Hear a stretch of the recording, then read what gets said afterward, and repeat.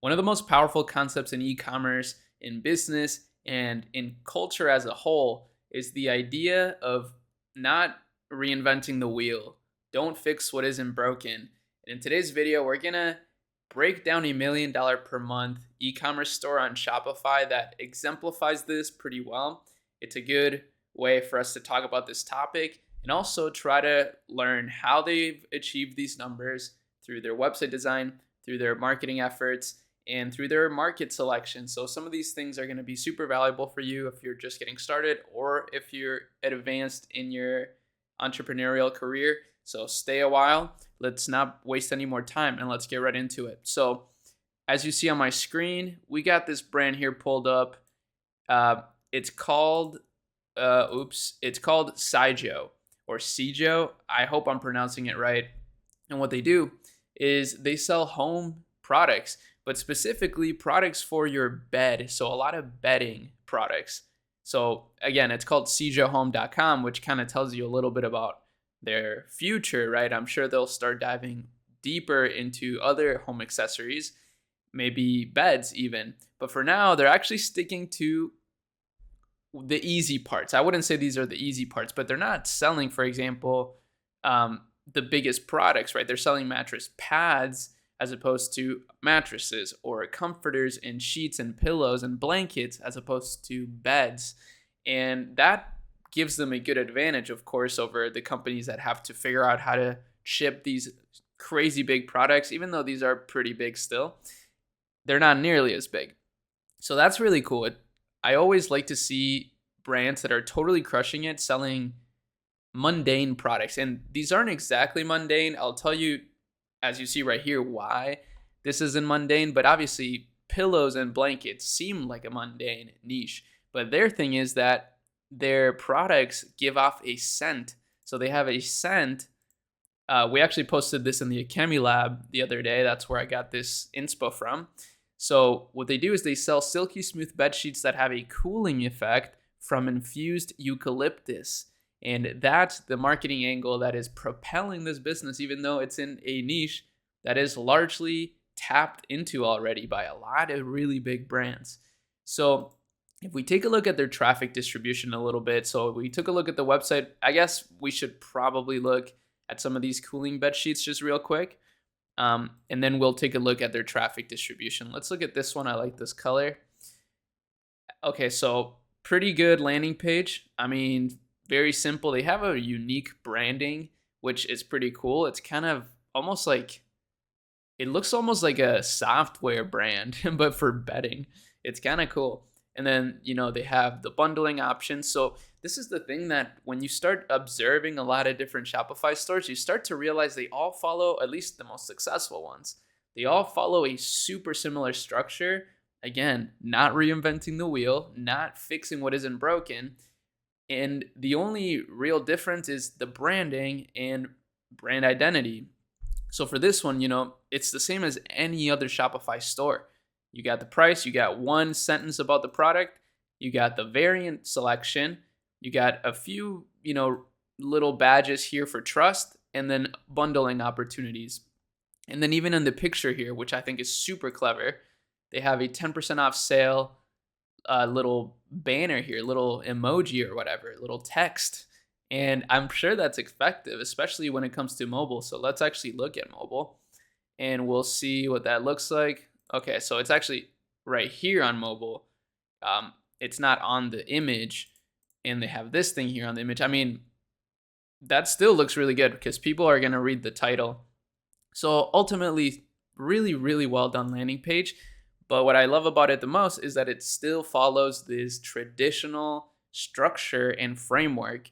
And if you don't want to replicate this yourself, we actually have something that does exactly that. It's called the Shopify Brand Starter Kit. It's $40. It's super affordable. And it's basically what I'm just telling you about right now. It's a plug and play way to design your store. It's super simple.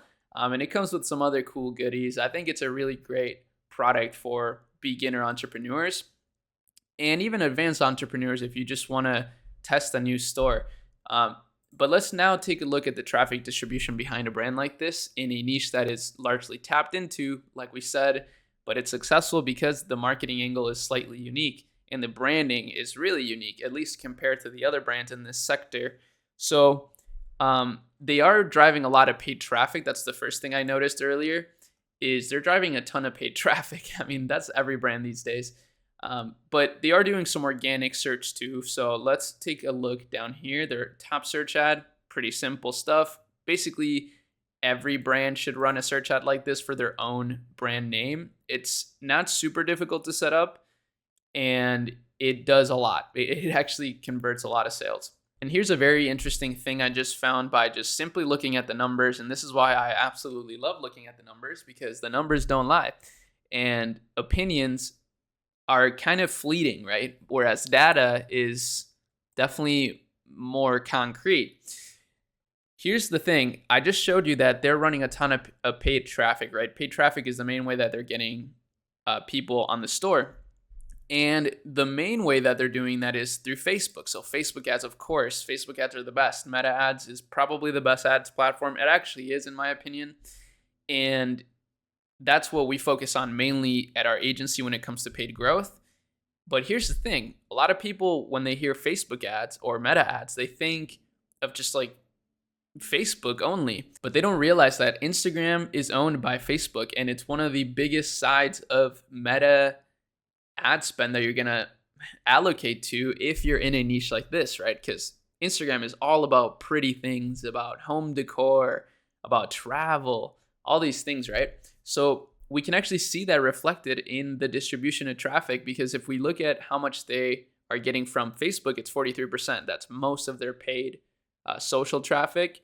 But then the top links are almost 60% Instagram and only 7% from Facebook.com. So most of the traffic is coming from Instagram. And Instagram, again, like I just said, is owned by Facebook, and you can actually target it via Meta ads. It's super easy to do. I have a bunch of tutorials on it. We have tutorials on it in the Chemi Lab. We have tutorials on it on YouTube. It's everywhere now. You can set up a Facebook ads campaign super easily. But this is something that a lot of people don't keep in mind, is that you can actually target Instagram only, for example, if you wanted to. So that's something cool to note, especially with the rise of Instagram Reels. Reels are super powerful. Therefore, that's a good placement to be testing out.